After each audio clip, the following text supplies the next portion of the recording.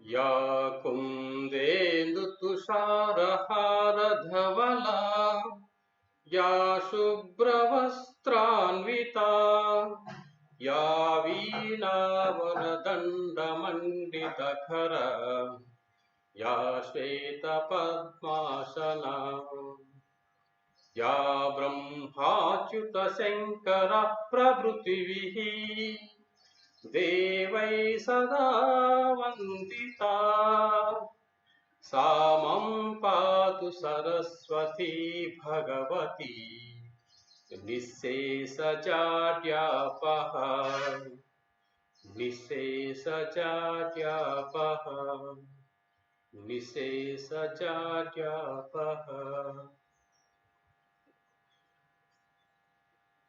ప్రభుత్వ డిగ్రీ కళాశాల ఎస్టిఎస్ఎన్ ఆన్లైన్ స్ట్రీమ్కు స్వాగతం. సాహిత్య విద్యార్థులకు శుభోదయం. బిఏ స్పెషల్ తెలుగు విద్యార్థులకు సంబంధించి 3వ సంవత్సరం చదువుతున్నటువంటి విద్యార్థులు వారికి సంబంధించినటువంటి సిలబస్ ప్రకారం లాస్ట్ క్లాస్లో మనం బాల వ్యాకరణం సంధి పరీక్ష గురించి కొంతవరకు డిస్కషన్ చేయడం జరిగింది. విద్యార్థులారా, మన కళాశాలలో టీహెచ్పి గ్రూపుకు ప్రత్యేకమైనటువంటి స్థానం ఉంది. స్పెషల్ తెలుగు అంటేనే మన జిల్లాలో స్ఫురించేటువంటి మొట్టమొదటి మాట కదిరి ప్రభుత్వ డిగ్రీ కళాశాల. ఇక్కడ చదివిన విద్యార్థులు ఎందరో తెలుగు పండితులు అయ్యారు, లెక్చరర్లు అయ్యారు, గ్రూప్ 1 గ్రూప్ 2 ఆఫీసర్లు అయ్యారు, ఎస్ఐలు అయ్యారు, కానిస్టేబుల్స్ అయ్యారు, టీచర్లు చాలామంది అయ్యారు. దాదాపు 100-200 మంది తెలుగు పండితులు మన కదిరిలో చదివినటువంటి విద్యార్థులు ఇవాళ ఉద్యోగాలు చేస్తున్నారు అంటే అది టీహెచ్పిగా తీసుకున్నటువంటి విద్యార్థులకి అది సౌలభ్యకరంగా ఉంది మన కళాశాలలో మనం చెప్పచ్చు. అటువంటి ఈ స్పెషల్ తెలుగు విద్యార్థులకు సంబంధించినటువంటి సిలబస్ కన్నా బాగా చక్కగా చదువుకున్నట్లయితే మీరు భవిష్యత్తులో ఎంఏ తెలుగు చేయాలన్నా, లేదంటే తెలుగు పండితులుగా మీరు స్థిరపడాలన్నా, లేదంటే లెక్చరర్స్గా మీరు వెళ్ళాలన్నా కూడా ఈ సిలబస్ను బాగా చదువుకున్నట్లయితే భవిష్యత్తులో కూడా చక్కగా ఉపయోగపడుతుంది విద్యార్థులారా. కాబట్టి ముందుగా విద్యార్థులకు శుభాకాంక్షలు తెలుపుకుంటూ, లాస్ట్ క్లాసులో మనకు ఈ సంధి పరిచ్ఛేదంలోని బాల వ్యాకరణం 4వ సూత్రాన్ని గురించి మనం చెప్పుకుంటున్నాం. మధ్యలో కొంతవరకు చెప్పి ఆపేసిన సందర్భం. ఇక్కడ అత్తునకు సంధి బహుళముగా నగు అనేటువంటి ఉదాహరణ పూర్వకంగా మనం చూసాము. మరి మేనా ప్లస్ అల్లుడు మేనల్లుడు, పుట్టిన ప్లస్ ఇల్లు పుట్టినిల్లు పుట్టిన ఇల్లు, చూడక ప్లస్ గుండెను చూడకుండెను చూడక ఇండెను అని చెప్పేసి ఇది ఈ మూడింటి గురించి నిన్న క్లాసులో మనం చర్చించుకోవడం జరిగింది. ఈ 3 అంశాలని మనం పరిశీలించినట్లయితే మనం ఆశ్చర్యపోయేటువంటి వాక్య నిర్మాణం తయారవుతుంది. మేనల్లుడు పుట్టిన ఇల్లు చూడకపోయిండెను. ఇక్కడ మేనల్లుడు, మేనా ప్లస్ అల్లుడు మేనల్లుడు, పుట్టిన ప్లస్ ఇల్లు పుట్టిన ఇల్లు, చూడక ప్లస్ ఉండెను చూడకూడదు. ఈ ఉదాహరణలు కూడా ఒకసారి వాక్య నిర్మాణాన్ని కానీ పరిశీలించినట్లయితే అది ఆశ్చర్యపరిచేలాగా ఆ వాక్య నిర్మాణం కూడా ఉంటుంది అని మనం చెప్పచ్చు. దాని తర్వాత బహుళ గ్రహణం చేత స్త్రీవాచక తత్సమ సంబోధనాంతములకు సంధి లేదు అన్నాడు బాల వ్యాకరణం చిన్నేశ్వరి. కాబట్టి బహుళ గ్రహణం చేత స్త్రీవాచక తత్సమ సంబోధనాంతములకు సంధి లేదు. వీటికి సంబంధించినటువంటి ఉదాహరణలు మనం పరిశీలించినట్లయితే, ఉదాహరణకు అమ్మ ప్లస్ ఇచ్చను,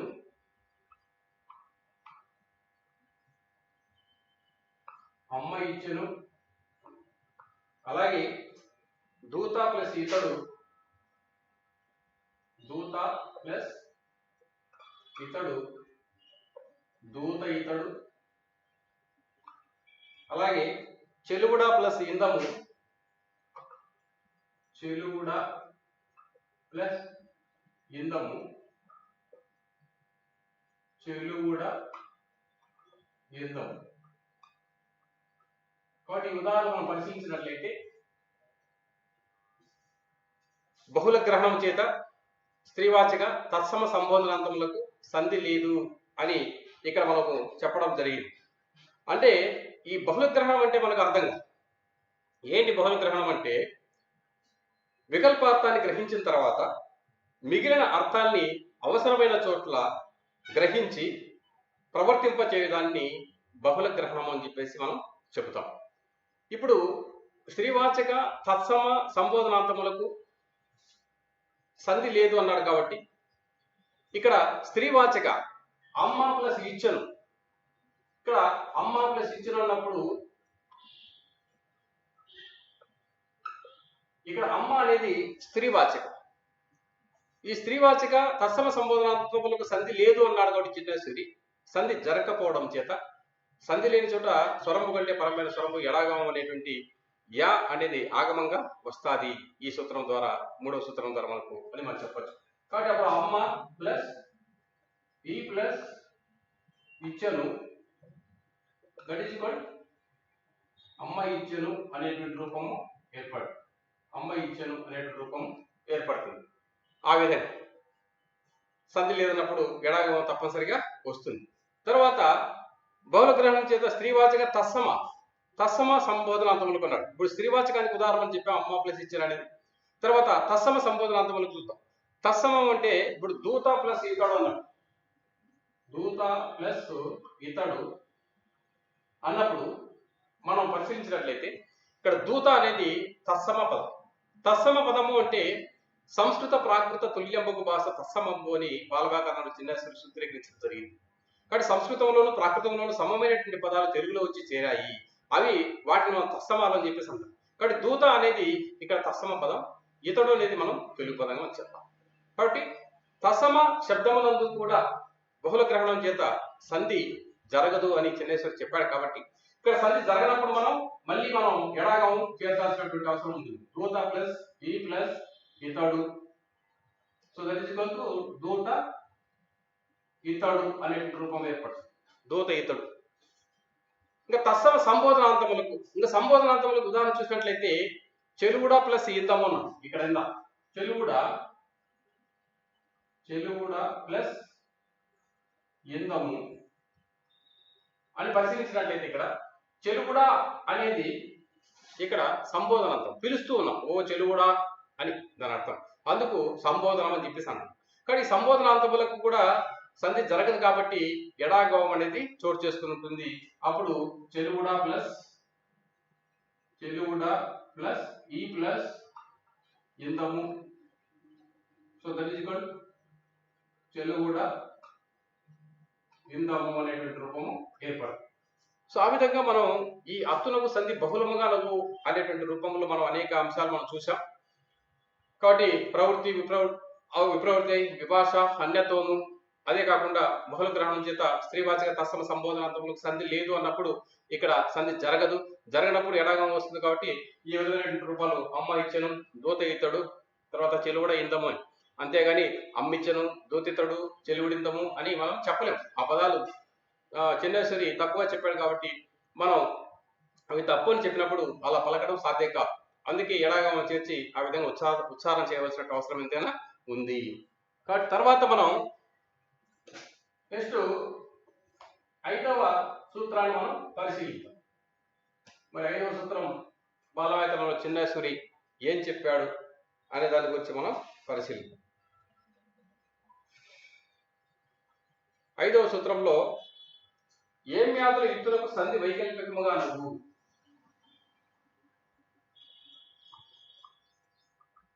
ఏం వ్యాధుల ఇత్తులకు సంధి వైకల్పికముగా నవ్వు అన్నాడు. మరి ఏం వ్యాధుల ఇత్తులకు సంధి వైకల్పికముగా నవ్వు అన్నాడు. మరి ఏం వ్యాధులు అంటే ఏంటి అన్నప్పుడు ఏమి మరి అలాగే ఇషష్టి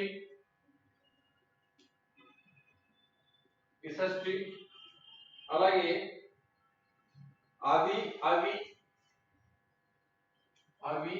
ఇవి ఏవి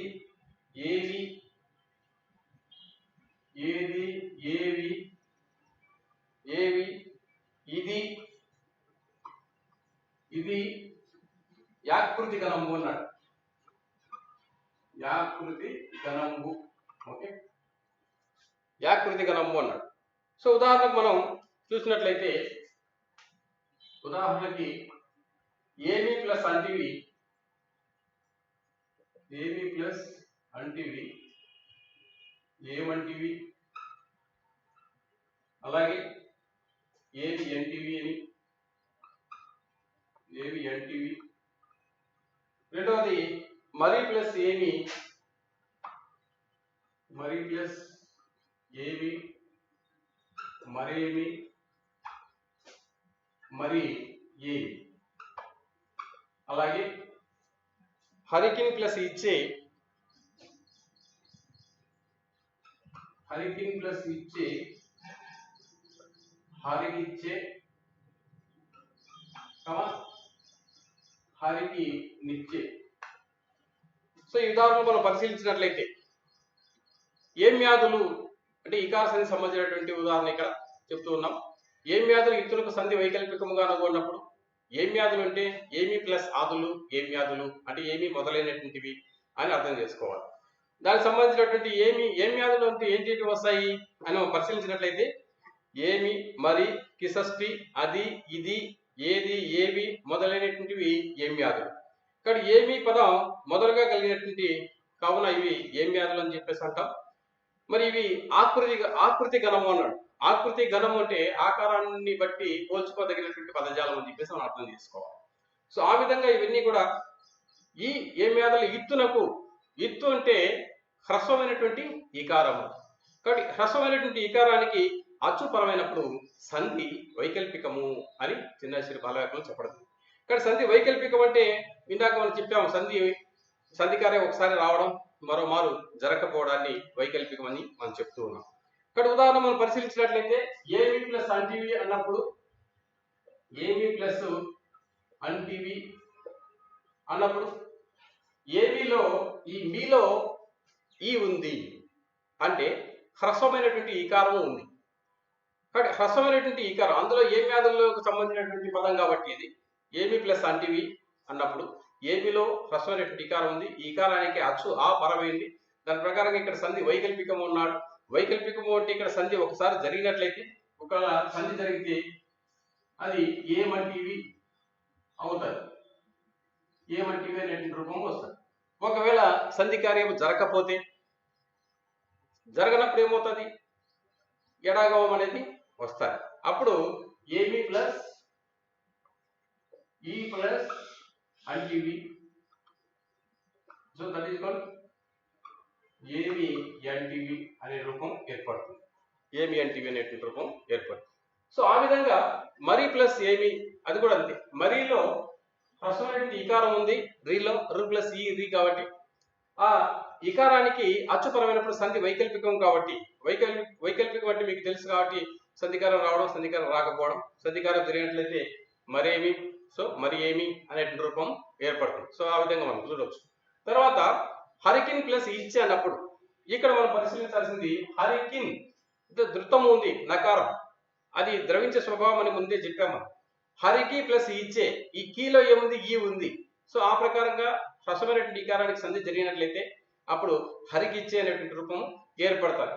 ఒకవేళ ఈ నకారంతో సంధి జరిగినట్లయితే, అంటే ధృతంతో సంధి జరిగినట్లయితే హరికి నిచ్చే అనేటువంటి రూపం ఏర్పడుతుంది.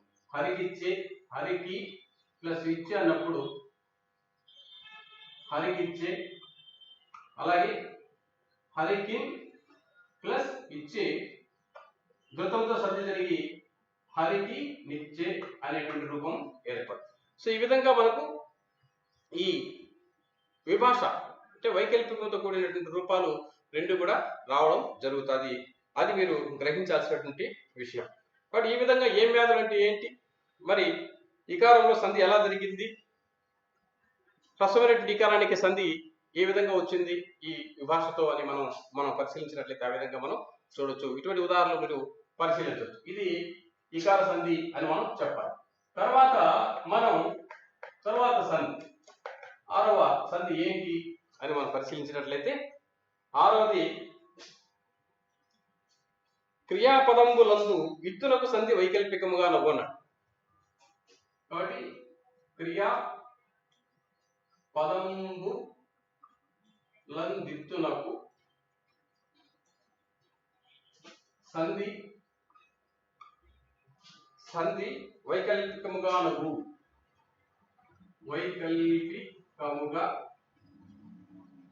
అన్నాడు. సో క్రియాపదములందు ఇత్తునకు సంధి వైకల్పికముగానగు అన్నాడు. దానికి ఉదాహరణ వచ్చిరి ప్లస్ అప్పుడు. ఉదాహరణ చూసినట్లయితే వచ్చిరి ప్లస్ అప్పుడు, వచ్చినప్పుడు. సో వచ్చినప్పుడు. అలాగే వచ్చితిమి ప్లస్ ఇప్పుడు, వచ్చితిమి ప్లస్ ఇప్పుడు, వచ్చితి ఇప్పుడు. అలాగే ఇక్కడ వచ్చిరి ప్లస్ అప్పుడు, వచ్చినప్పుడు, వచ్చిరి ఎప్పుడు, విభాష కాబట్టి వచ్చితివి ఇప్పుడు, వచ్చితివి ఇప్పుడు.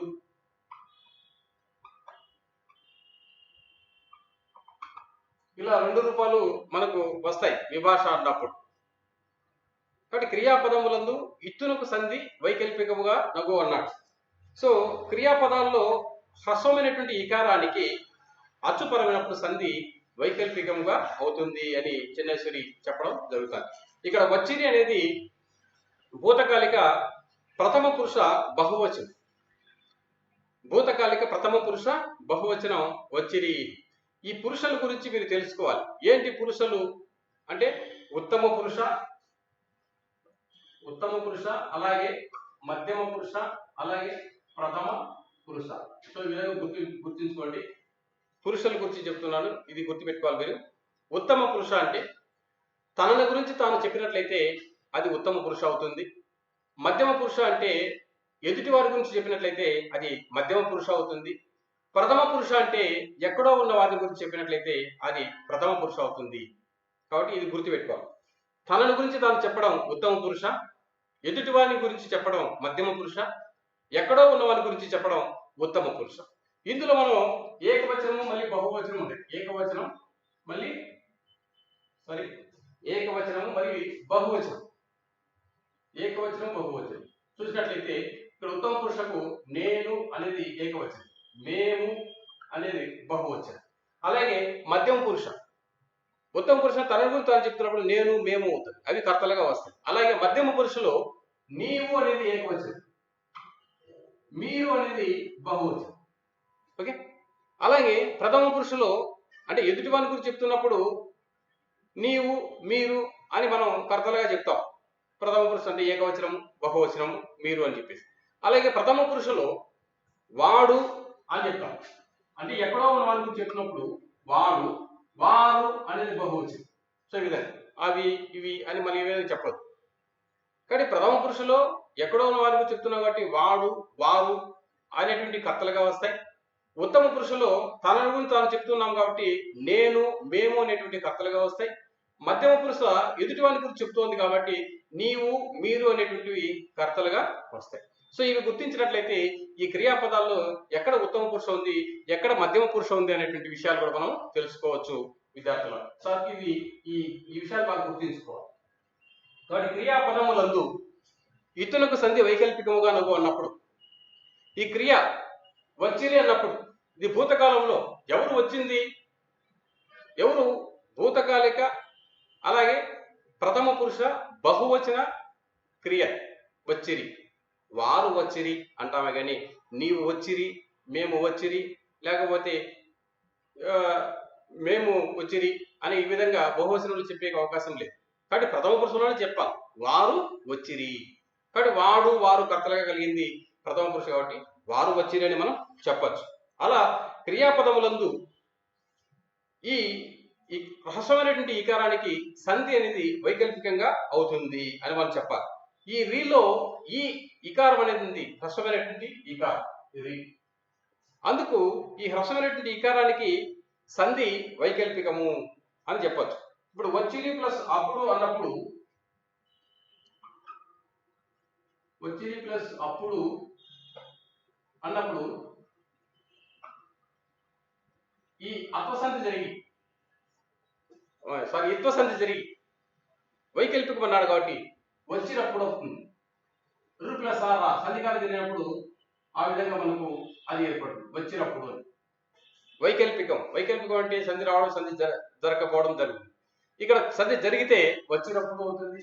ఒకవేళ సంధికారం జరగకపోతే ఎడాగమం వచ్చి వచ్చింది ప్లస్ ఈ ప్లస్ అప్పుడు దట్ ఈస్ ఈక్వల్ వచ్చింది ఎప్పుడు అవుతుంది.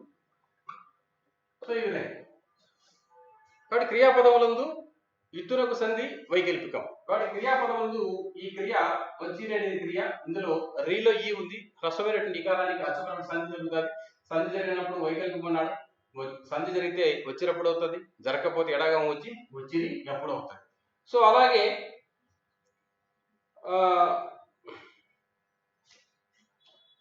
వచ్చితిమి ప్లస్ ఇప్పుడు. నెక్స్ట్ రెండవది వచ్చితిమి ప్లస్ ఇప్పుడు. అది పరిశీలించినట్లయితే ఇప్పుడు వచ్చితిమి అంటే క్రియాపదములందు ఇత్తునకు సంధి వైకల్పికముగా అనేటువంటి సూత్రము చేత ఈ రీలో వచ్చితిమి అన్నప్పుడు మీలో ఈ ఉంది కాబట్టి ఈ హ్రస్వమైనటువంటి ఇకారానికి సంధి వైకల్పికము అను. కాబట్టి వచ్చితం అనేది క్రియాపదం, ఇందులో చివర మీ ఉంది, మీలో ఇకారానికి సంధి వైకల్పికం అన్నాడు కాబట్టి పై సూత్రం వల్ల సంధి వికల్పంగా వస్తుంది. కాబట్టి ఎవరు వచ్చింది ఇక్కడ? మేము అని కర్తలుగా. మేము అంటే ఉత్తమ పురుష బహువచనం. ఇక్కడ మేము కర్తగా కలిగినటువంటి మేము వచ్చితిమి అంటాం, అంతేగాని నీవు వచ్చితిమి వాడు వచ్చితిమి అని చెప్పలేము. అందుకు మేము అనేది కర్తగా కలిగినటువంటిది ఉత్తమ పురుష బహువచన రూపం. కాబట్టి అటువంటి దానికి కర్తలుగా కలిగినటువంటి దానికి ఈ మేము వచ్చితిమి అని అన్వయించుకున్నట్లయితే అది క్రియాపదం సరిపోతుంది. కాబట్టి వచ్చితిమిలో ఈ ఉంది, ఈ హ్రస్వమైనటువంటి ఇకారానికి అచ్చుపరమైనప్పుడు సంధి జరిగినప్పుడు వచ్చితిమి ఇప్పుడు వచ్చింది ఇప్పుడు అవుతుంది. ఒకవేళ సంధికారం జరగకపోతే ఎడాగమం వచ్చి వచ్చితిమి ప్లస్ ఈ ప్లస్ ఇప్పుడు. So that is equal to వచ్చితిమి ఇప్పుడు. ఓకే, వచ్చితిమి ఇప్పుడు అనేటువంటి రూపం ఏర్పడుతుంది. అంటే సంధికారం జరిగిన రూపం, సంధికారం జరగనటువంటి రూపము, ఈ రెండు కూడా మనకు ఏర్పడతాయి అని మనం చెప్పాలి. సో ఈ విధంగా క్రియాపదములందు ఇత్తునకు సంధి వైకల్పికము అని మనం చెప్పవచ్చు. నెక్స్ట్ మనం 7వ సూత్రాన్ని మనం పరిశీలించాలి. 7వ సూత్రాన్ని పరిశీలించినట్లయితే ఏంటి అంటే, సో 7వ సూత్రం త్వార్థం పైన ఇత్తునకు సంధి లేదు అన్నాడు.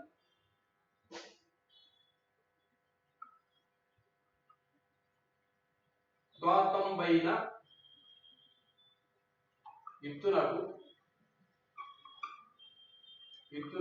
సంధి లేదు అన్నాడు. సో త్వార్థం పైన ఇత్తునకు సంధి లేదు. సో ఉదాహరణకు వచ్చి ప్లస్ ఇచ్చును అన్నాడు. ఉదాహరణకు వచ్చి ప్లస్ ఇచ్చెను, వచ్చి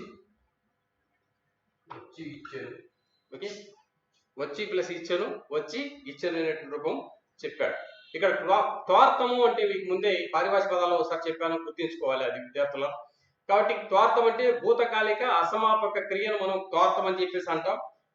ఈ త్వార్థాన్ని భూతకాలిక అసమాపక క్రియగా చెప్పుకుంటాం. ఈ త్యక్త్వ, కృత్వ, గత్వ మొదలైనటువంటివి సంస్కృతంలో త్వా ప్రత్యయాంతాలు అని మనం చెప్పచ్చు. త్యక్త్వ అంటే విడిచి, కృత్వ అంటే చేసి, గత్వ అంటే వెడలి. సో వీటిని అసమాపక క్రియలు అని మనం చెప్తూ ఉంటాం.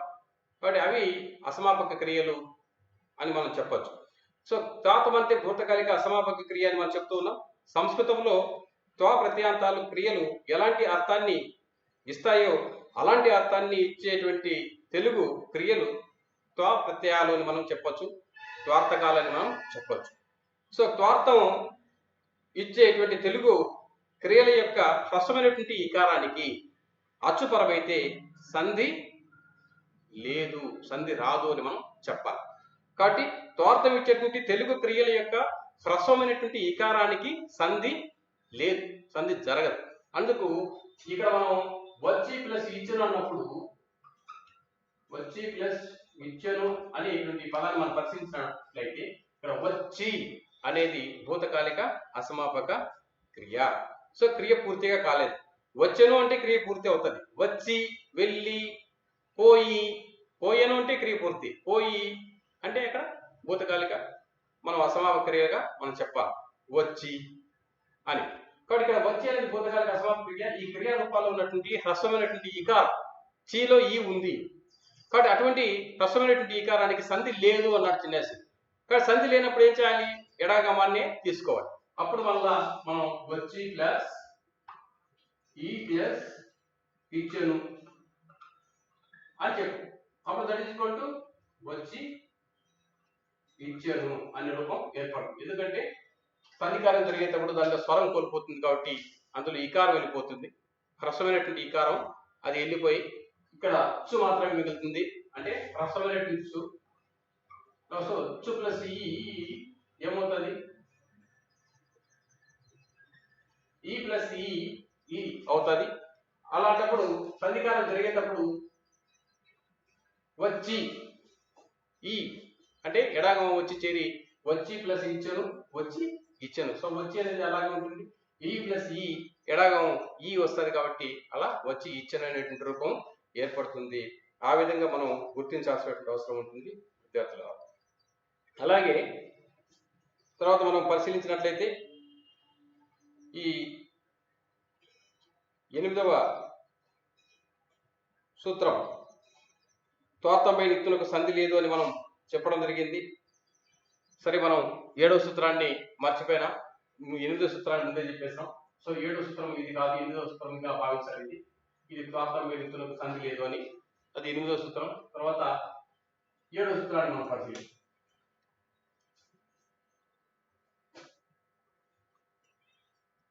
7వది ఏంటంటే మధ్యమ పురుష క్రియల దిత్తులకు సంధి యగు అని. మధ్యమ పురుష క్రియల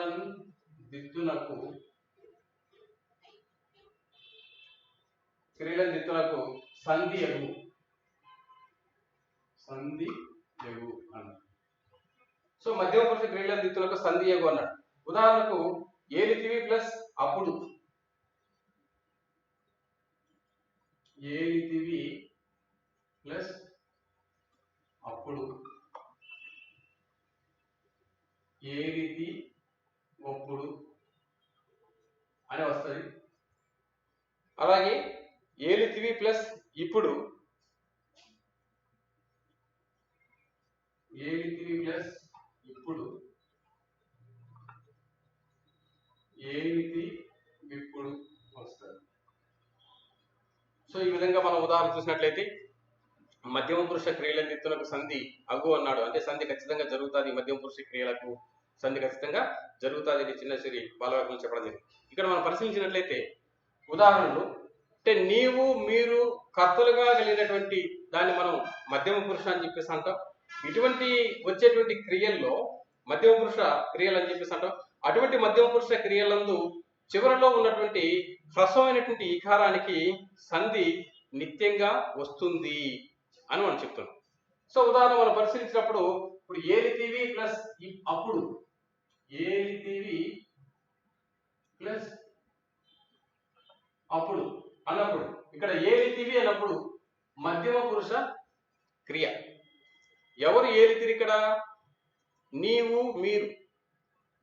కర్తలుగా వెళ్ళింది మధ్యమ పురుషుడు. కాబట్టి నీవు ఏలితివి, మీరు ఏలితిరి. సో ఈ విధంగా మనం దాన్ని అన్వయించుకోవచ్చు. కాబట్టి నీవు అనేది మధ్యమ పురుష కర్త. అటువంటి కర్తలుగా కలిగినటువంటి క్రియ ఏలితివి. ఈ ఏలితివిలో హ్రస్వమైనటువంటి ఈకారం ఉంది కాబట్టి సో మధ్యమ పురుష క్రియలందు ఇత్తునకు సంధి జరుగుతుంది.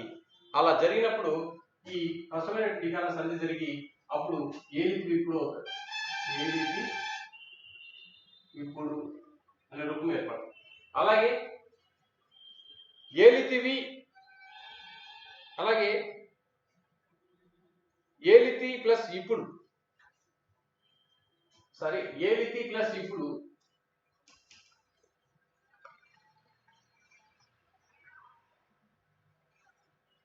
ఏలితి ఇప్పుడు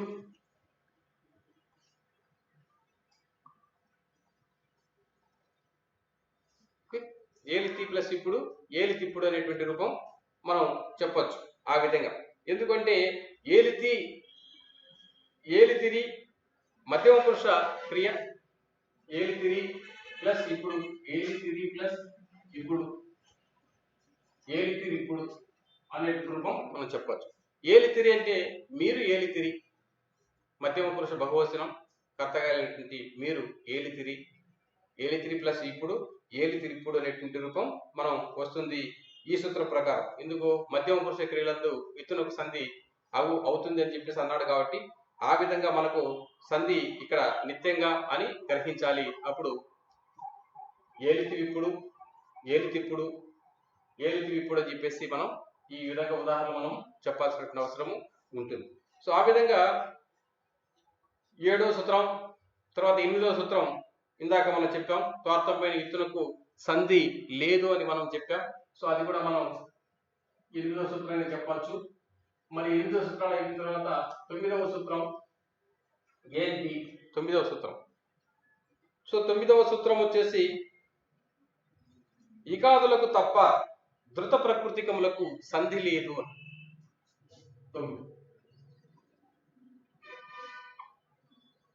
ఇకాదులకు తప్ప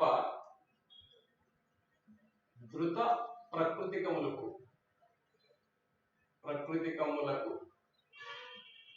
సంధి లేదు అని చెప్పాడు. సో ఇకాదులకు తప్ప ధృత ప్రకృతికములకు సంధి లేదు అని చిన్నాశ్వరి బల వ్యాకరణంలో 9వ సూత్రాన్ని సూత్రీకరించాడు. సో దానికి సంబంధించినటువంటి ఉదాహరణ చూసినట్లయితే నన్ను వచ్చున్ ప్లస్ ఇప్పుడు, వచ్చున్ ప్లస్ ఇప్పుడు, వచ్చునిప్పుడు, వచ్చునిప్పుడు, అలాగే చూడన్ ప్లస్ ఐతి, చూడన్ ప్లస్ ఐతి, చూడనైతి. సో అలాగే ఉండెడిన్ ప్లస్ అతడు, ఉండెడిన్ అతడు, ఉండెడిన్ ప్లస్ అతడు, అతడు, ఉండెడిన్ అతడు అనేటువంటి రూపం మనకు ఏర్పడుతుంది. సో ఆ విధంగా ఇకాదులకు తప్ప ధృత ప్రకృతికములకు సంధి లేదు అని చిన్నేశ్వరి సూత్రీకరించడం జరిగింది. అంటే ఇకాదులు అంటే ఏంటి? ఈక, ఈగ, ఎట్టకేలకు, ఎట్టకేని, అవి ఇకాదులు అని చెప్పేసి ఎరుంగునదిని చిన్నేశ్వరి బాలవ్యాకరణంలో చెప్పారు. కాబట్టి ఈక, ఈగ, ఎట్టకేలకు, ఎట్టకేని అనేటువంటివి ఇకాదులు. వీటికి తప్ప సంధి, దీనికి సంధి వైకల్పికం అన్నాడే కానీ ఇకాదులకు తప్ప ధృత ప్రకృతికములకు సంధి లేదు అని చెప్పేసి చెప్పాడు. సో ఇక మొదలైనటువంటి వాడి తప్ప ధృత ప్రకృతికల సంధి లేదన్నాడు. ఈకన్, ఈగన్, ఎట్టకేలకెన్, ఎట్టకేనిన్ ఇవి ఇకాదులు అని చెప్పేసి అన్నాడు. సో మనం ధృత ప్రకృతికలైనటువంటి ఇకాదులకు తప్ప మిగిలిన ధృత ప్రకృతికాలకు అచ్చుపరమైతే సంధి లేదు అన్నాడు. కాబట్టి సంధి లేదు అన్నప్పుడు మనం ధృతంతో సంధి జరుగుతుంది అని మనం గుర్తుంచుకోవాలి. ఇప్పుడు ఉదాహరణకు వచ్చున్ ప్లస్ ఇప్పుడు అన్నప్పుడు ఇక్కడ వచ్చున్ ప్లస్ ఇప్పుడు అన్నప్పుడు ఇక్కడ వచ్చున్ అనేది అంటే నకారాన్ని ధృతం అంటాం. నకారం చివరిగా కలిగినటువంటి పదాలను మనం ధృత ప్రకృతికాలు అని చెప్పేసాం. సో ఇక్కడ ఇకాదులకు తప్ప ధృత ప్రకృతికము సంధి లేదన్నాడు కాబట్టి ధృత ప్రకృతికము అంటే వచ్చున్ అంటే నకారం చివరిగా కలిగింది కాబట్టి దానికి సంధి లేదు అన్నాడు. అలాంటప్పుడు వచ్చున్లోని ఉన్ అనేది ఇప్పుడు దానిలో ఉన్నటువంటి హ్రస్వమైనటువంటి ఇకారం పరంగా ఉంది కాబట్టి ఉత్తునకు అచ్చుపరమైనప్పుడు సంధి నిత్యం అని చెప్పేసి ఒక సూత్రం మనం మొదట్లోనే ఉకార సంధి గురించి చెప్పుకున్నాం. ఉత్తులకు వచ్చుకున్న సంధి నిత్యము అనేటువంటి దాని చేత మనం దీన్ని మనం ప్రయోగించినట్లయితే వచ్చు ప్లస్ ఇప్పుడు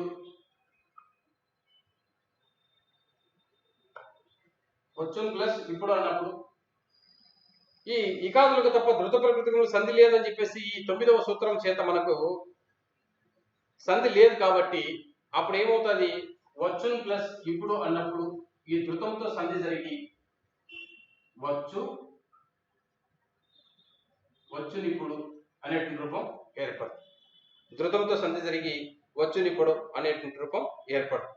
అలాగే ఇక్కడ చూసినట్లయితే చూడన్ ప్లస్ ఐతి, ఈ చూడన్ అనేది ధృత ప్రకృతికము, అందుకు ఇకాదులకు తప్ప ధృత ప్రకృతికానికి సంధి లేదన్నాడు కాబట్టి ఈగన్ అనేటువంటి వాడి తప్ప మిగతా ధృత ప్రకృతికాలు అంటే చూడన్ ప్లస్ ఐతి అన్నప్పుడు ఆ ధృతంతో సంధి జరిగి నకారంతో సంధి జరిగి చూడ నైతి ప్లస్ ఆ నా కాబట్టి చూడ నైతి అనేటువంటి రూపం ఏర్పడుతుంది. అలాగే ఉండేది ప్లస్ అతడు అన్నప్పుడు ఇది కూడా అంతే, ఇది కూడా ధృత ప్రకృతికం, నకారం చివరిగా కలిగింది. అయితే ఈగన్ మొదలైన వాడికి తప్ప ధృత ప్రకృతికాలకు సంధి లేదన్నాడు కాబట్టి దాన్ని దృష్టిలో పెట్టుకుంటే మనం ఈ ధృతంతో సంధి జరుగుతుంది, అప్పుడు ఉండేటి ప్లస్ అతడు ఈ ప్లస్ నా అవుతుంది కాబట్టి ఉండేటి అతడు అనేటువంటి రూపము ఏర్పడుతుంది. ఆ విధంగా మనం గ్రహించాలా. కాబట్టి ఆ విధంగా మనం పరిశీలించినట్లయితే ఇది మనకు అర్థమవుతుంది అని చెప్పేసి మనం చెప్పచ్చు. తర్వాత 10వ సూత్రాన్ని మనం పరిశీలిద్దాం. 10వ సూత్రం ఏంటి? 10వ సూత్రం అంటే అచ్చునకు ఆమ్రేతము పరంపగినప్పుడు సంధి తరచుగా నగు అని. 10వ సూత్రం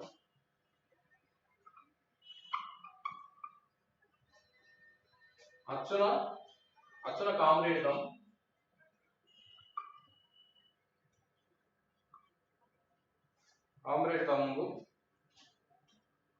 పరమైనప్పుడు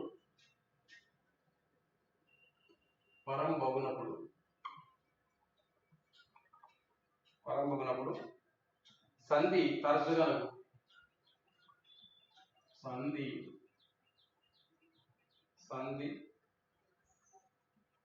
తరచుగా నగు అన్నాడు.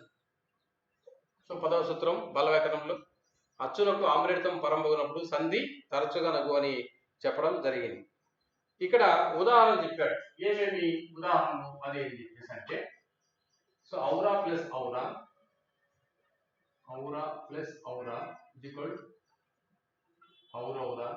అలాగే ఆహా ప్లస్ ఆహా ప్లస్ ఆహా. అలాగే ఎట్టు ప్లస్ ఎట్టు ప్లస్ ఎట్టు ప్లస్ ఎట్టు ఎట్టెట్టు అవుతాయి. అలాగే ఓహో ప్లస్ ఓహో ప్లస్ ఓహోహో అవుతుంది. ఓహోహో.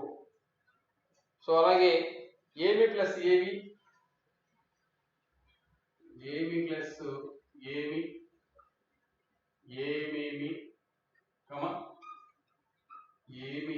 ఏమి అవుతాయి. సో అలాగే ఏగి ప్లస్ ఏగి అని కొత్త 3 సంధులు. ఏగి ప్లస్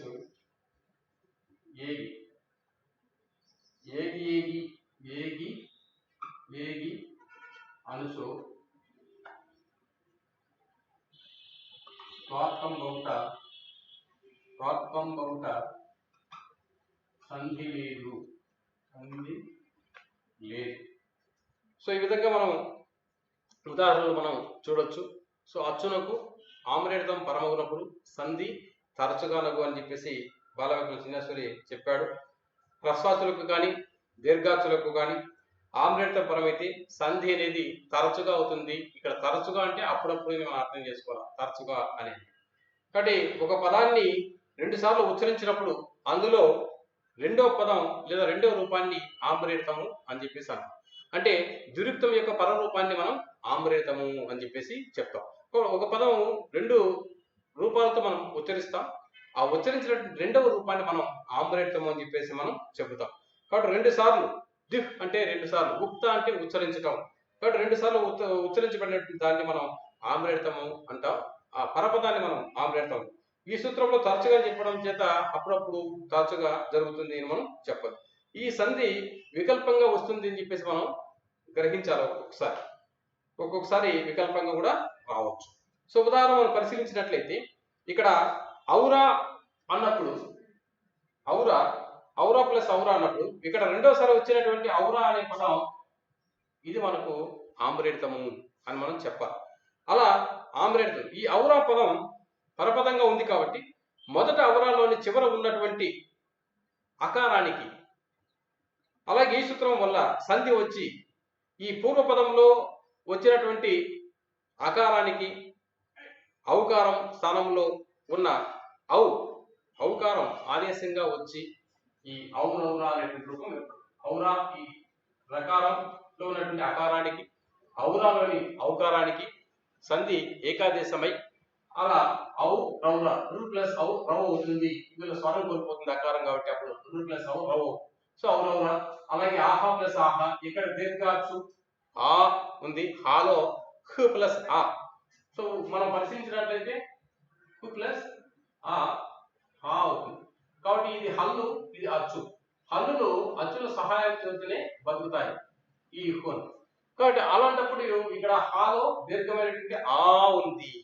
కానీ అటువంటి ఆగి తర్వాత పరపదంలో ఉన్నటువంటి ఆహా అనేటువంటి ఆమ్రేడ్ దానిలో ఉన్నటువంటి ఆకారానికి ఏకాదేశమై సంధికారం జరిగి ఆహాహా అనే రూపం ఏర్పడుతుంది.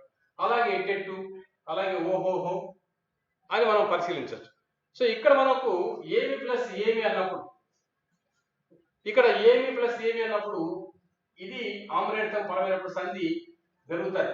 ఒక్కొక్కసారి తరచుగా కాబట్టి అప్పుడప్పుడు అది వికల్పంగా కూడా రావచ్చు. సో వికల్పం అన్నప్పుడు వైకల్పికం అంటాం. సంధికారం జరగచ్చు, జరగకపోవచ్చు అని.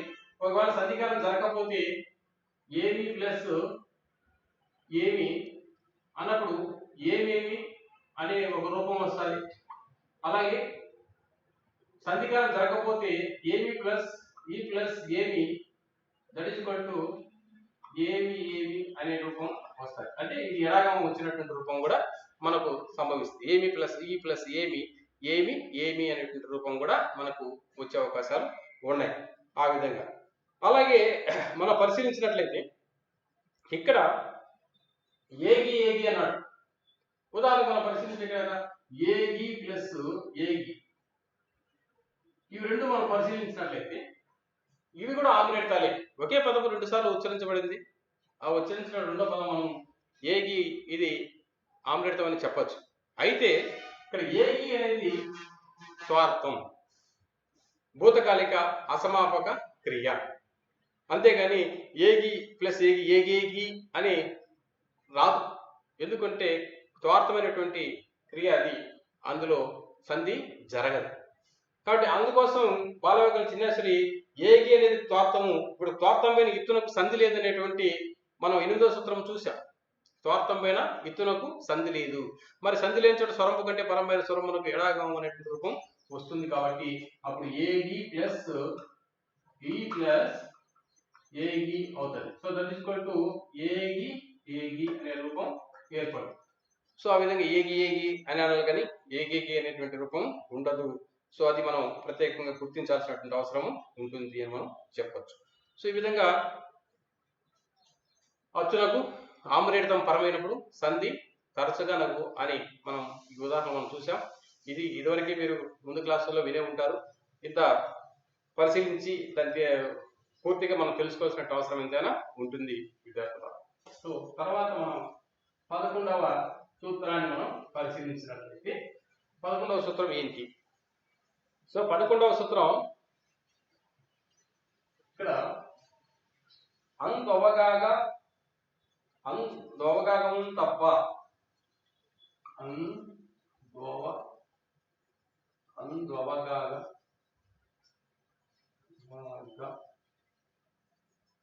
మం తప్ప మంబులు తప్ప అపదాది స్వరము నపదాది స్వరంబు పరంబగునప్పుడు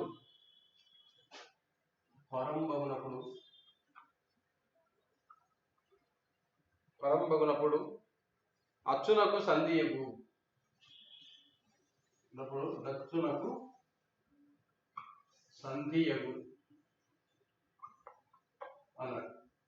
కాబట్టి అంతు అవగాహన తప్ప నపదాది స్వరము పరంబగునప్పుడు అచ్చునకు సంధియగు అని బాలవ్యాకరణ సన్యాసి చెప్పాడు.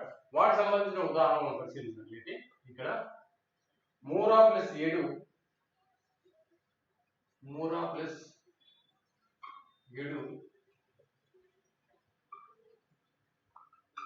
మూరెడు, అలాగే వీసే ప్లస్ 7 అలాగే వీసే ప్లస్ 7 వీసెడు, అలాగే అర్థ ప్లస్ ఇంచు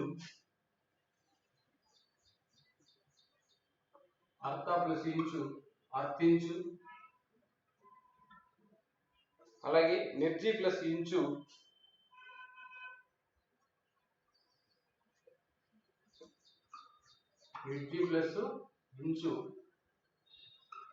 నిర్జించు అనేటి రూపం ఏర్పడుతుంది. కానీ అవగాహనములు యథాప్రయోగముగా గ్రహించినది రాములయందు హరియందు 8 అవధి. ఇక్కడ మనం అందు ప్లస్ అవక్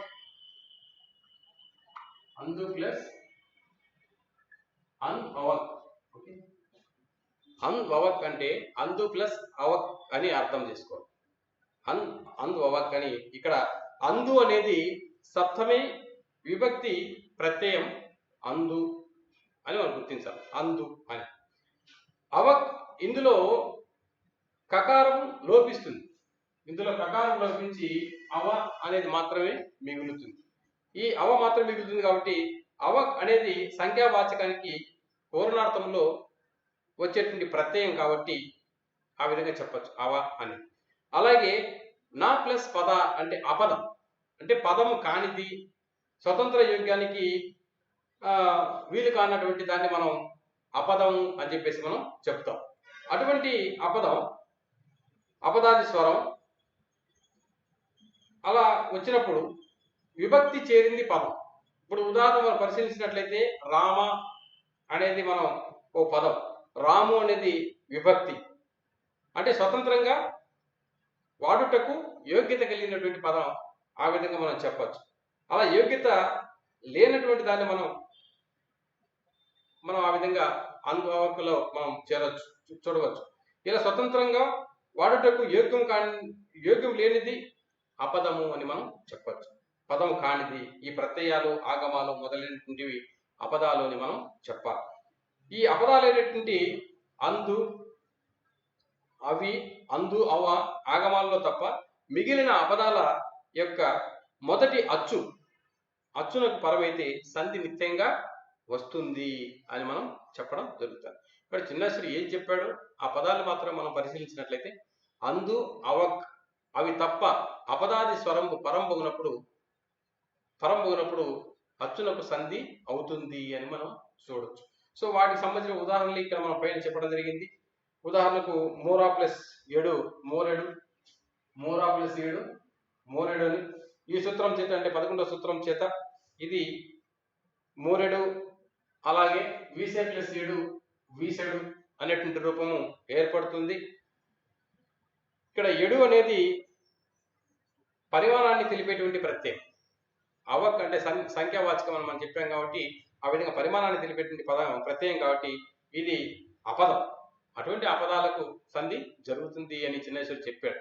అలాగే అర్థ ప్లస్ ఇంచు అర్థించు, నిర్జీ ప్లస్ ఇంచు నిర్జించు, వీనిలో ఇంచు అనేది ఆగమం అవటం చేత ఇది కూడా అపదమే. కాబట్టి ఇంచు, అర్థ ప్లస్ ఇంచు అర్థించు, నిర్జీ ప్లస్ ఇంచు నిర్జించు, ఇవి కూడా ఆగమం అవటం చేత ఇవి కూడా అపదమే అని మనం చెప్పాల్సినటువంటి అవసరం ఉంది. అలాగే హరియందు అన్నాం, రాములయందు, రాములందు, రాములయందు.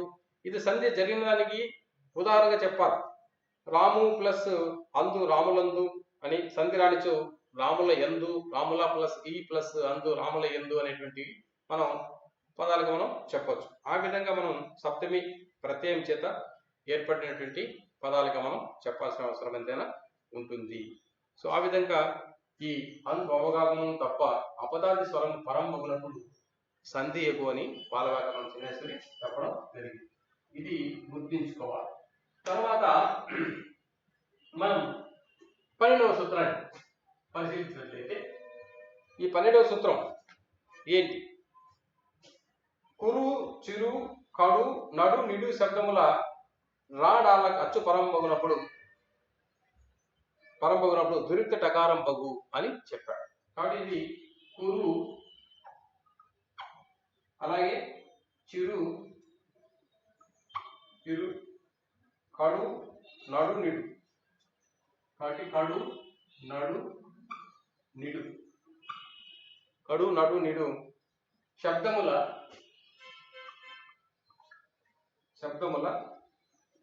రాడాలకు అచ్చు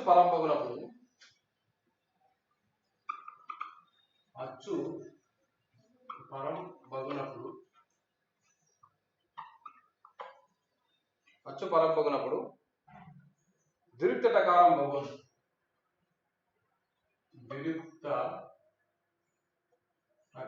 బగు. ఇది మనం గుర్తించాలి. ఉదాహరణకు మనం పరిశీలించినట్లయితే కురు ప్లస్ ఉసురు,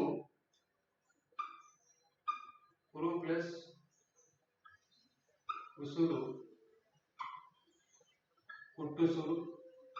అలాగే చిరు ప్లస్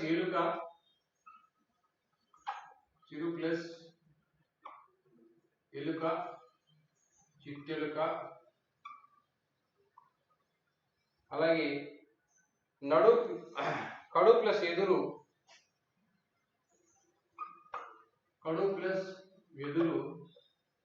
కట్టెదురు. అలాగే నడు ప్లస్ ఇల్లు, నట్టిల్లు. నిడు ప్లస్ ఊరుకు,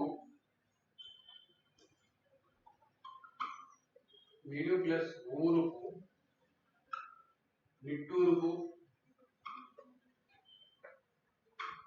సో ఈ విధంగా మనం ఉదాహరణ మనం చూడొచ్చు. కాబట్టి బాలవ్యాకరణంలో చిన్నేశ్వరి ఈ 12వ సూత్రం ఏం చెప్పాడు? కురు, చిరు, కడు, నడు, నిడు శబ్దముల రాడాలకు అచ్చు పరమవునప్పుడు దిరుక్త టకారం బగు అని చెప్పేస్తాను. ఇక్కడ ప్రత్యేకంగా ఆయన పదాలు ఇచ్చాడు. ఆ పదాలకే సంధి జరుగుతుంది, మిగతా వాటికి కాదు. కాబట్టి అవి మాత్రమే పరిశీలించాలి మనం ఇక్కడ. అందుకు ఇక్కడ కురు, చిరు శబ్దాల్లోని రకారానికి, కడు, నడు, నిడు శబ్దాల్లోని డకారానికి అచ్చుపరమైనప్పుడు ద్విరుక్త టకారం ఆదేశంగా వస్తుంది. కాబట్టి ద్వి ఉక్త ద్విరుక్త అంటే ద్వి అంటే 2 సార్లు, ఉక్త అంటే ఉచ్చరించబడింది. ఏంది? టకారం. సో అది ఇక్కడ మనం 2 + 2, so that is equal to 2గా భావించాలి. సో అది ఆదేశంగా వస్తుంది ద్విరుక్త టకారం. ఏ ప్లేస్లలో రకారం, డకారం స్థానాల్లో ఈ ద్విరుక్త టకారం అనేది ఆదేశంగా వస్తుంది అని మనం చెప్పొచ్చు. కాబట్టి ఈ ద్విరుక్త టకారం అంటే ఈ విధంగా మనం ఈ అక్షరాన్ని మనం ద్విరుక్త టకారం అని చెప్పేసి అంటాం. అదే ఆదేశంగా వస్తుంది ఈ సూత్రంలో అని మనం చెప్పాలి. మరి ఈ సూత్రము స్వరం పరమైతే సంధి కనిపిస్తున్నప్పటికీ పరస్వరం ఏకాదేశం కాక రాడాలకు ద్విరుక్త టకారం ఆదేశంగా అవడం, ఆ తర్వాత స్వరసంధి రావడం బట్టి ఈ సూత్రము అటు స్వరసంధులకు ఇటు వ్యంజన సంధులకు అంటే హల్ సంధులకు సంబంధించిందిగా మనం పేర్కోవడం జరుగుతుంది. ఏది ద్విరుక్త టకార సంధిని మనం చెప్పొచ్చు. ఇక్కడ మనం ఉదాహరణ పరిశీలించినట్లయితే కుట్టుసురు అన్నప్పుడు కురుచా ప్లస్ ఉసురు అని అన్నాం. కురుచా ప్లస్ ఉసూరు ఆ విధంగా మనం భావించినట్లయితే ఒక పదాన్ని పరిశీలించినట్లయితే కురుచ ప్లస్ ఉసూరు. సో సమాస పరిచ్ఛేదంలో మళ్ళీ ఒక సూత్రాన్ని మనం గుర్తుపెట్టుకోవాలి. నిక్కలాదుల యథా ప్రయోగముగా గ్రాహ్యంబులు అని చెప్పేసి బాలవాగంలో చిన్నేశ్వరు చెప్పాడు. ఎందుకంటే మన సంధి సంజ్ఞ పరిచ్ఛేదాలు ఉన్నాయి, మనకు సమాస పరిచ్ఛేదం లేదు. అయినప్పటికీ దాన్ని పరిశీలిస్తే తప్ప ఇది అర్థం. కాబట్టి నిక్కలాదుల యథా ప్రయోగంపుగా గ్రాహ్యంబులు అని చెప్పేసి అంటే ఈ సూత్రంతో వీనిలో ఉన్నటువంటి పూర్వపదాల్లో ఉన్నటువంటి తుది అక్షరాలు లోపించడం వల్ల అంటే తుది అక్షరాలు ఇది లోపిస్తుంది. అప్పుడు కురు ప్లస్ ఉసురు అవుతుంది. అప్పుడు కురు ప్లస్ ఉసురు అనేటువంటి రూపం ఏర్పడుతుంది. అయితే ఈ సూత్రం చేత అంటే 12వ సూత్రం చేత రా డాలకు దురిక్త టకారం అనేది వస్తుంది. అంటే దురిక్త టకారం అనేది వస్తుంది. కావున అప్పుడు కుట్టు ప్లస్ ఉసురు అవుతుంది. ఈ స్థానంలో టకారం వస్తుంది. కుట్టు ప్లస్ ఉసురు. సో ఆ విధంగా కుట్టు ప్లస్ ఉసురు అనేటువంటి రూపం ఏర్పడుతుంది. సో ఇక్కడ మళ్ళా మనం సంధి పరిశీలనలో 1వ సూత్రం ఉత్తునకు అచ్చుపరమైన సంధి నిత్యం అని చెప్పేసి చెప్పడం జరిగింది. కాబట్టి ఉత్తునకు అచ్చుపరం అంటే టూలో ఊ ఉంది, ఉత్తునకు అచ్చుపరంగా ఉంది కాబట్టి సంధి నిత్యంగా వచ్చి అప్పుడు దట్ ఈస్ కాల్డ్ కుట్టు సురు అవుతారు. కుట్టు సురు ఆ విధంగా. కాబట్టి కురుచ ప్లస్ ఉసురు సమాస పరిచ్ఛేదంలో ఉన్నటువంటి నిక్కలాదుల యథాప్రయోగము గ్రాహ్యములు అనేటువంటి సూత్రం చేత పదాల్లో ఉన్నటువంటి అంటే పూర్వపదంలో ఉన్నటువంటి చివరి అక్షరాలు లోపించడం చేత కురు ప్లస్ ఉసురు అని ఏర్పడుతుంది. అలా ఈ రాడాలకు అచ్చు పరమం ఉన్నప్పుడు దురిక్త టకారం పోగొని చిన్నేశ్వరు చెప్పాడు. కాబట్టి దాని ప్లేస్లో ఆ రా డాల ప్లేస్లో ఈ దురిక్త టకారం అనేది వస్తుంది. టూ అనేది వస్తుంది. అప్పుడు కుట్టు ప్లస్ ఉసురు అడు ఉత్తునకు సంధి నిత్యము అనేటువంటి రూపం చేత ఉత్వ సంధి ఏర్పడి అప్పుడు కుట్టుసురు అనేటువంటి రూపం ఏర్పడుతుంది. అలాగే చిట్టెలుక అన్నా కూడా చిరుత ప్లస్ ఎలుక. అలాగే నిక్కలాదుల యథాప్రయోగంగా గ్రాహ్యంబులు అని చెప్పేసి చెప్పడం చేత చిరు ప్లస్ ఎలుక అవుతుంది. చిరు ప్లస్ ఎలుక.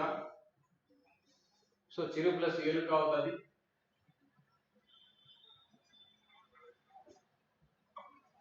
చిరు ప్లస్ ఎలుక.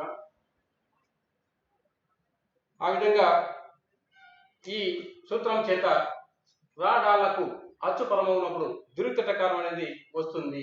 కాబట్టి రకారంకి పరపదంలో అచ్చు పరంగా ఉంది కాబట్టి దాని ప్లేస్లో రకారం ప్లేస్లో దురిక్తం అనేది వస్తుంది. కాబట్టి అప్పుడు చిట్టు ప్లస్ ఎలుక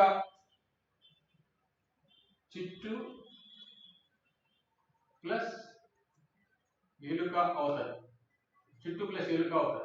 సో అలాంటప్పుడు ఉత్తరకు అచ్చు పరమైన సంధి నిత్యమైన 1వ సూత్రం చేత చిట్టెలుక అనేటువంటి రూపం ఏర్పడుతుంది. ఓకే, చిట్టెలుక అనే రూపం ఏర్పడుతుంది. అలాగే కట్టెదురు కడు ప్లస్ ఎదురు కట్టెదురు అనేటువంటి రూపం వస్తుంది. ఉత్తరకు అచ్చు పరమైనప్పుడు కట్టు ప్లస్ ఎదురు కట్టెదురు అనే రూపం వస్తుంది. నట్టిల్లు అన్నప్పుడు నడుము ప్లస్ ఇల్లు. అలాగే సమాసంలో ఒక నిక్కలాదుల యథాప్రయోగం గ్రాహ్యంబులు అనేటువంటి సూత్రం చేత దానికి నడు ప్లస్ ఇల్లు అనేటువంటి రూపం వస్తుంది. ఈ రాడాలకు అచ్చు పరమైనప్పుడు దురిక్త టకారం వస్తుంది. కాబట్టి దీని స్థానంలో దురిక్తం వచ్చి నట్టు ప్లస్ ఇల్లు అవుతుంది. సో ఉత్తునకు అచ్చు పరమైనప్పుడు సంధి నిత్యం కాబట్టి నట్టిల్లు అనేటువంటి రూపం ఏర్పడుతుంది. ఆ విధంగా మనం చెప్పచ్చు. అలాగే నిట్టూర్పు కూడా అంతే. నిడుద ప్లస్ ఊరుపోని నిడుద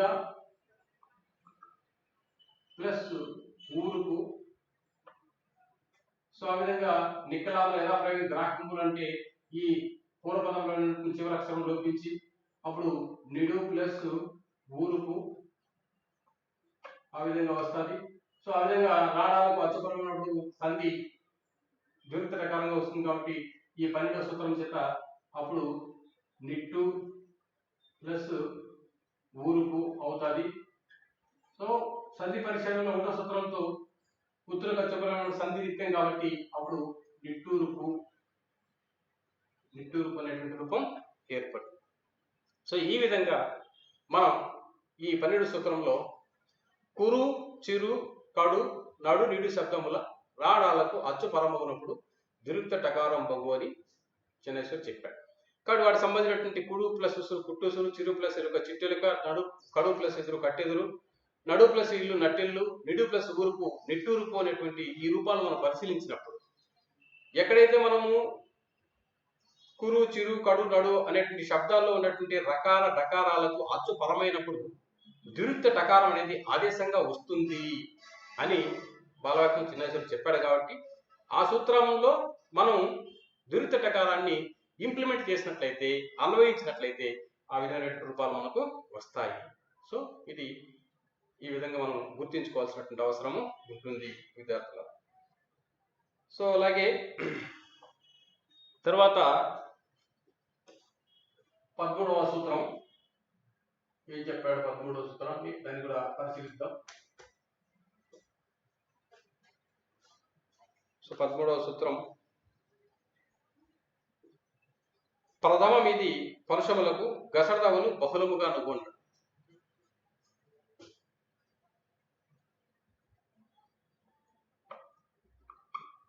ప్రథమ మీది పరుషములకు గసడదవలు బహుళముగా